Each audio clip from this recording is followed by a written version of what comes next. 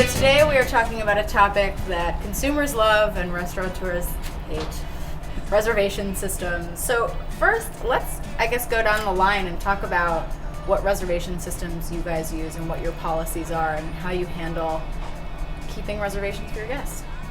I use OpenTable, and we also have our own, like you can call or make a reservation online through our website. I've noticed that actually when we first opened, we didn't take reservations. So it has actually helped a lot having OpenTable. I will say though, on the weekends, it's really difficult when we get tons of no-shows and we turn people away since we're such a small place. What do you guys do? We use OpenTable and we use Reservation as well. Yeah. I think obviously there's so many new systems that are coming up, but I think it's important to be aware of it because in the end, you know, one of them is going to become like a dominant thing, and you know, like people probably were questioning OpenTable when it first came out. This like, you know, technology-driven reservation systems. I like to just call and speak to somebody on the phone.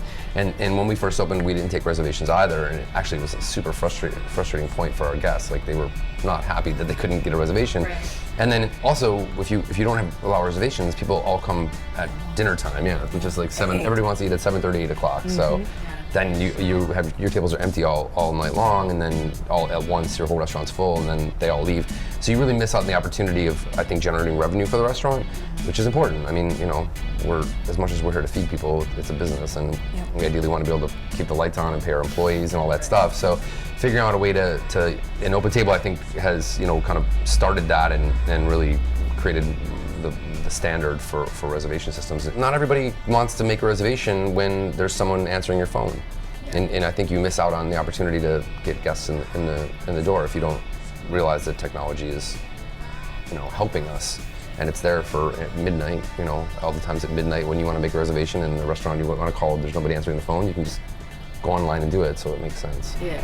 What about you guys? So so I am the one that kind of oversees our board. You're like, I am the. Oh God. Yeah. No. So I mean, it gets to be, you know, especially on Friday and Saturday, it turns into like playing a little Tetris because you're trying to fit everybody, and you're calling everybody to confirm, and then it's usually me. I'll start calling people I like to call the day before and the day of, because no shows really upset me because I try really hard to make sure that every guest has enough time to enjoy their meal, but then I also try to allow other guests, everyone wants 8 o'clock, everyone wants 8:30, 7:30, but we can't always do that. So then I try to make sure everybody can have close to the time that they would like, you know? And it's interesting to have your policy for how long you hold the table for, and then of course we always, you know, keep a certain amount of stuff for walk-ins because you should be able to walk in. But then it's also about scrambling when somebody's half an hour late or 35 minutes late. We still want to scramble to try to find them something to keep them happy, you know, but it's every day like an interesting balance. It's interesting to see the new companies out there that are starting, because OpenTable is, the way that OpenTable works is OpenTable charges the restaurant. And there are other companies that are opening up, or other reservation systems that are starting and thinking about it being more of something where the guest pays like $1 or something to the actual reservation system themselves, and they get a better interface. So it's going to be interesting, I think, in the future, in the next 5 years, to see who kind of gets on top, because I know Priceline just bought OpenTable for like some $2.5 billion. I mean, a crazy deal. So I'm wondering how OpenTable is going to change a little bit. But it's also interesting to see these startups that are creating different interfaces and making it a little bit more personal. That's my one kind of disappointment with OpenTable is, you know, the reason I try to call and confirm with everybody is I want to talk to the guest. I want some human, you know, this is the hospitality industry. It is about human connection and reaching out to your guests and creating a back and forth and creating a history with them. And so the one thing is about like these little names popping up as first time VIP OpenTable diners, and not ever speaking to them and them coming in. I would almost prefer there to be a little bit more of, I guess, a little bit more knowledge about who they are, or at least speaking to them. So, and it's interesting, there are some companies that I've spoken to that are thinking about creating a different kind of interface. But and what about percentage of no-shows? Like when people are saying, okay, I'm going to make 2 reservations on the same night, or one on my account and one on my, you know, friend's account. I mean, how much does that affect your business? I mean, I love when people try to like cheat the system.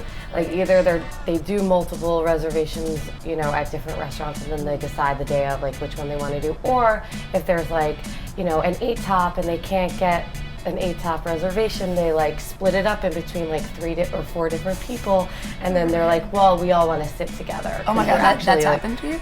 Oh yeah, Oh, God. all the time. People try to do that, and we're like, well, no, we can't. We can't. Oh wow, that is yet to happen Yeah. to us. Oh dear, couldn't be on the lookout for that one. But I think it's, I mean, I would say probably 10% maybe on the weekends that no show, but we do have a lot of walking traffic on the weekends, especially more than during the week. So we usually, whatever no shows that we have, we usually pick them right back up on the weekends. And it's funny because, you know, we're like, okay, you don't want to come in here, like that's fine, because we have like 8 people or 8 different parties on like the wait list that are just, so that usually works itself out. On the weekends, during the week, it's a little bit harder. Yeah. And is there, I mean, are you able to use the technologies to track, you know, people who don't show up or people who come in a lot to, you know, recognize, I mean, is it helpful to be able to see the same names over and over again, as opposed to just like keeping a book and you don't know if that person came in 6 months ago? Yeah, I mean, I think it's super helpful. We have a lot, our restaurant is really good with having a lot of repeat customers, because in the end we are like a neighborhood spot.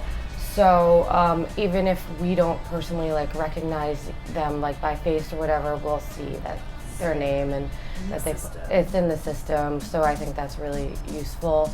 And of course, if you're trying to confirm guests, it's great to have that as well. I'm more of an old school guy when it comes to, I mean, we have all those technologies in play, and I think there's systems here that indicate when people come in, but for me, it's usually about face recognition, and I think that's probably usually for regular guests that come often. We're in the hospitality business. Our goal is to make people happy. We want them to come in and spend their money, and we try our best to make all their dreams come true. Within the context of the reservation system, and then hoping it works. Yes, exactly. Wonderful. Well, thank you for enlightening us on your reservation system. Really appreciate it.